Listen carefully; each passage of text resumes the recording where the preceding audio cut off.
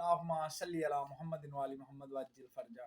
سامعین، دل ہے کہ شہزادہ علی اصغر کے بارگاہ میں چند جملے کہتا چلوں ہدیتاً۔ ایک شاعر نے کیا خوب کہا ہے کہ شہزادہ فرما رہا ہے، آنکھ سوتی ہے ہمارے دل کبھی سوتے نہیں، آنکھ سوتی ہے ہمارے دل کبھی سوتے نہیں، اپنے منصب کی فضیلت کو کبھی کھوتے نہیں، اور تیر کھا کر مسکرا کر کہہ گیا اصغر ہمیں، ہم ہیں اولاد علی میدان میں روتے نہیں۔ کون اصغر؟ جو حسین کی آنکھ کا تارا، علی کا دلارا۔ جب حسین اصغر کو لے کے کرب و بلا کے بن میں گئے تو اصغر کی شہادت نے یہ ثابت کر دیا کہ کربلا میں جنگ نہیں بلکہ ظلم ہوا تھا۔ وہ ششماہا جس کو حسین لے کے جب گئے فوج اشقیہ کی طرف تو حسین نے کہا کہ تمہاری جنگ تو میرے ساتھ ہے، اس ششماہے کو صرف اتنا پانی پلا دو کہ اس کی زبان تر ہو جائے۔ تو روایات میں ہے کہ ہرملہ ملعون نے تیر وہ مارا شہزادہ علی اصغر کو جس کے 3 منہ تھے اور جسے جانوروں کو مارنے کے لیے استعمال کیا جاتا تھا، اور جب اس ملعون نے تیر کھینچا پہلی دفعہ تو خطا ہو گیا، جب دوسری دفعہ کھینچا تو خطا ہو گیا۔ تو ابن سعد کہتا ہے کہ تو اس قدر بڑا تیر انداز ہے، آخر کیا وجہ ہے کہ تیرا تیر خطا ہو رہا ہے، جلدی جلدی حسین کے کلام کو قطع کر۔ تو آگے سے ہرملہ کہتا ہے میں جب بھی تیر چلانے لگتا ہوں تو ایک کالے برقع والی بی بی آ جاتی ہے۔ کون تھی وہ بی بی؟ وہ حسین کی ماں، کائنات کی ملکہ بی بی سیدہ سلام اللہ علیہا تھی، وہی سیدہ جنہوں نے حسین کی مقتل گاہ کو خود صاف کیا تھا۔ خیر، ہرملہ ملعون نے جب تیر کھینچا اصغر کے گردن کو چیرتا ہوا حسین کو لگ گیا، تو حسین نے جب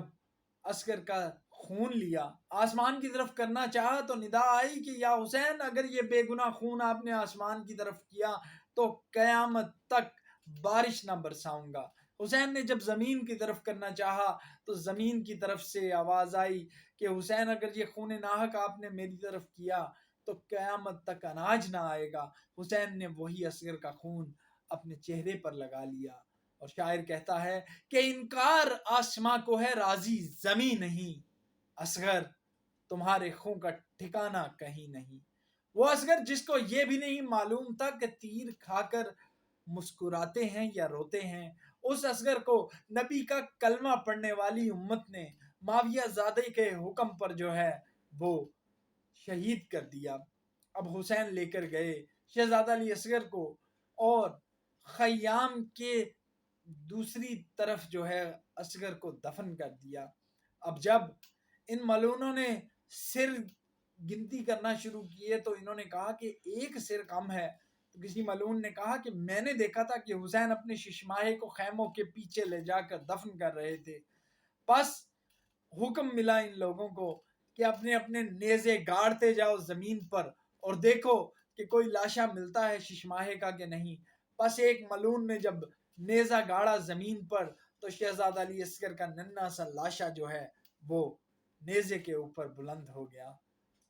میں صرف اتنا کہنا چاہوں گا کہ حسین کتنا مظلوم ہے، حسین کتنا صابر ہے، اور آج اگر حسین کی ہمارے دلوں پر بادشاہی ہے تو صرف اس وجہ سے کہ حسین نے اپنے نانا سے کیا ہوا وعدہ وفا کیا۔ حسین نے یزید اور اس کے آباء و اجداد کو جو ہے سر عام نشر کر دیا۔ وہ لوگ جو منافقین کے لبادے میں تھے، جنہوں نے دین اسلام صرف اس وجہ سے قبول کیا تھا، جو طلقاء تھے، جنہوں نے فتح مکہ کے موقع پر نبی نے کہہ دیا تھا کہ یہ طلقاء ہیں، وہ یزید کہ جس کے آباء و اجداد جو ہے کبھی نبی کے ساتھ جنگیں کرتے تھے، کبھی مولا علی پر سب و شتم کرتے تھے، کبھی جو ہے ممبروں سے علی ابن ابی طالب کے اوپر جو ہے وہ نازیبہ کلمات جو ہے وہ ادا ہوتے تھے، اور جو ادا نہیں کرتا تھا اس کا جمعے کا خطبہ مکمل نہیں ہوتا تھا۔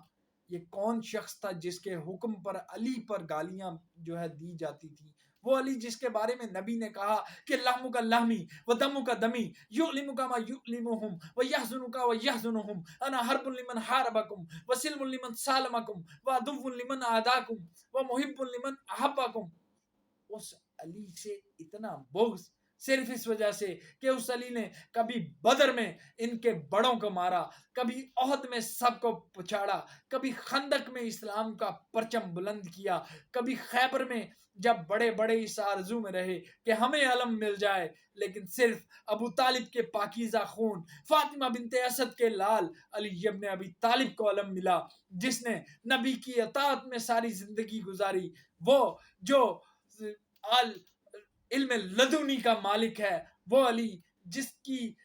جب آنکھ کھلی تو نبی کے چہرہ اقدس کی زیارت کی، کبھی نبی کے چہرے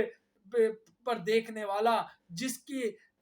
پہلی غزہ نبی پاک کا لعاب دہن تھا، اور نبی نے تمام اسرار امامت جو ہے علی کو ازبر کروا دیے تھے، وہ علی جو 3 دن تک کعبے میں رہا اور کعبے میں پیدا ہوا، جس کعبے کو دیکھنا زیارت ہے، اس میں پیدا ہونے والے علی ابن ابی طالب کے چہرے کی طرف دیکھنا بھی عبادت ہے۔ اللہ تعالیٰ اہل بیت کے دشمنوں پر لعنت کرے۔